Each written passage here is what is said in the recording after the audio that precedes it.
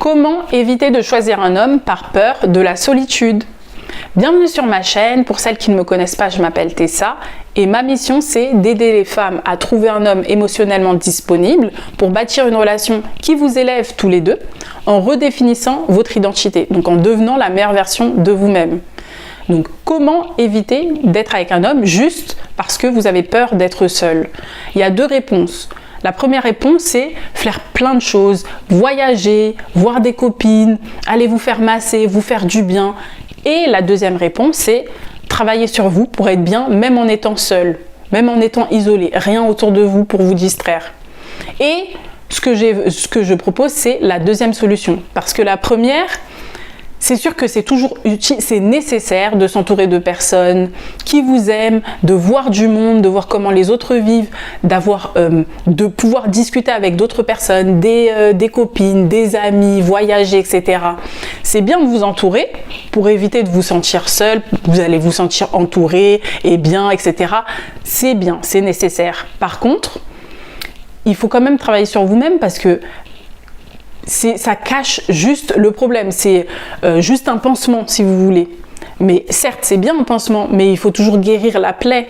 Et pour guérir la plaie, il faut aller en profondeur, il faut travailler sur vous-même. C'est-à-dire que même en étant seul face à vos pensées, seul face à vos propres peurs, à votre passé, à vos douleurs, etc., il faut gérer. Parce que dans la vie, vous allez peut-être aller en vacances, mais quand vous retournez de vacances, qu'est-ce qui se passe ? Vous pouvez fuir autant que vous voulez les problèmes, mais ils vont revenir. Vous pouvez faire du sport, être fraîche, ultra belle, ultra sexy, tout ce que vous voulez. Mais le jour où il se passe un truc dans votre vie, vous n'avez plus envie, vous pouvez plus aller au sport. Disons que vous êtes malade, vous n'allez plus au sport. Qu'est-ce qui se passe? Vous restez chez vous, vous prenez du poids, vous reprenez les mauvaises habitudes, donc vous ressombrez. Donc c'est juste de la fuite finalement. Ça ne vous permet pas de traiter le problème à la racine. Donc pour éviter de se sentir seul, il faut travailler sur vous, pour vous sentir bien même en étant seul face à vos pensées, peut-être à des choses que vous avez faites par le passé dont vous n'êtes pas fier, des erreurs que vous avez faites, au lieu de ruminer, parce que je sais que en étant seul, vous passez votre temps à ruminer, et si j'avais fait ci, et si j'avais fait ça, pourquoi j'ai pas fait ça, pourquoi j'ai pas fait ci, on m'avait dit de faire ça mais je l'ai pas fait, pourquoi, et vous refaites le monde en étant toute seule face à vos pensées.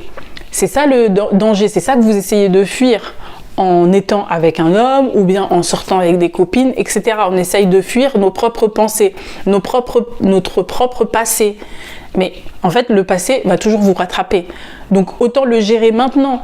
Il faut gérer en travaillant sur vous pour que ça vous serve de moteur. Le passé, ça doit vous servir de moteur et non pas, ça ne doit pas vous devenir votre esclave. C'est-à-dire que vous ne devez pas être esclave de votre passé. Vous devez vous dire, oui, certes, j'ai mal fait ci, j'ai mal fait ça, mais maintenant, comment faire pour aller mieux? Vous devez vous focaliser sur l'avenir, sur le futur, sur la future personne que vous voulez devenir.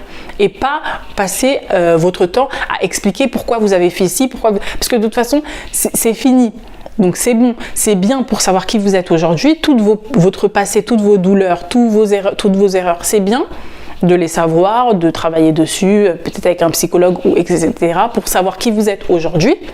Mais maintenant que vous savez qui vous êtes aujourd'hui, si vous êtes sur cette chaîne, vous savez qui vous êtes aujourd'hui, vous savez quelle femme vous êtes. Mais vous savez aussi quelle femme vous voulez devenir et vous devez vous concentrer uniquement sur cette vision et faire les choses qui vont vous permettre d'aller jusqu'à cette femme-là. Et pas passer votre temps à regarder derrière vous parce que sinon ça va vous tirer derrière. Et là effectivement, si vous restez basé sur le passé, c'est impossible d'être seul. Vous avez toujours besoin d'être entouré, que ce soit avec une copine, ou bien vous distraire, à chaque fois vous distraire, à être entouré de quelqu'un, ou bien faire 1001 activités, sortir tous les jours. C'est sûr que vous avez besoin, et notamment besoin d'un homme, pour vous éviter d'être seul. Puisque un homme, il sera là avec vous, si vous vivez avec lui, il est là H24, etc. Vous pouvez vous confier. C'est bien, effectivement, c'est nécessaire d'être entouré, d'avoir un homme dans sa vie, d'avoir de l'amour, de l'affection dans sa vie, c'est toujours bien. Ça, si vous êtes sur ma chaîne, c'est pour ça que vous êtes là. Mais il faut quand même en profondeur se sentir bien vous-même, répondre à vos propres besoins. Parce que si vous n'arrivez pas à répondre à vos propres besoins et que vous avez toujours besoin de quelqu'un d'autre, vous devenez esclave de cette autre personne. C'est logique. Si vous ne voulez pas dépendre d'une autre personne, mieux vaut répondre à vos propres, devenir une femme indépendante, que ce soit émotionnellement, physiquement, à tous les niveaux. Et c'est que comme ça que vous pourrez être épanouie et rendre la personne aussi, l'homme avec qui vous êtes, épanoui. Parce que être avec un homme par solitude, ce sera pas bien pour vous-même, mais également pour lui. Vous allez le rendre malheureux parce que vous serez toujours en demande. Vous voudrez toujours tirer quelque chose de lui.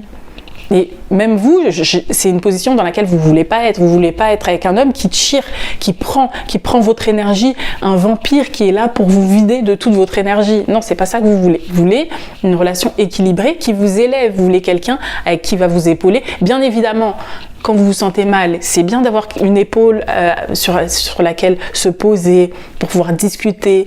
C'est toujours important de pouvoir bien communiquer avec la personne et tout se dire.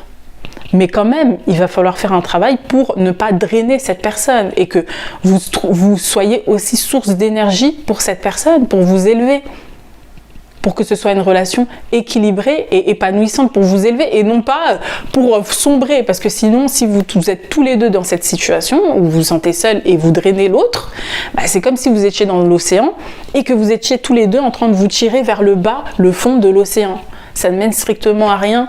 Vous allez courir à votre perte et courir à la perte de cet homme qui n'a rien demandé à personne. Donc c'est pour ça qu'il faut travailler sur vous-même. Pour toutes celles qui veulent aller plus loin, vous avez ma masterclass où j'explique comment redéfinir votre identité pour trouver l'amour. La masterclass, elle est en description, vous avez juste à cliquer sur le lien. Elle dure 1 heure par contre, donc c'est vraiment pour les femmes qui veulent réellement changer qui elles sont, qui veulent réellement changer leur identité et construire l'amour sur mesure qu'elles souhaitent, qu'elles désirent. Et à la fin de la masterclass, si vous le souhaitez, vous pourrez rejoindre mon accompagnement uniquement si c'est fait pour vous déjà, si ça peut vous apporter et ensuite on verra par la suite. Et je vous dis à très vite pour une prochaine vidéo.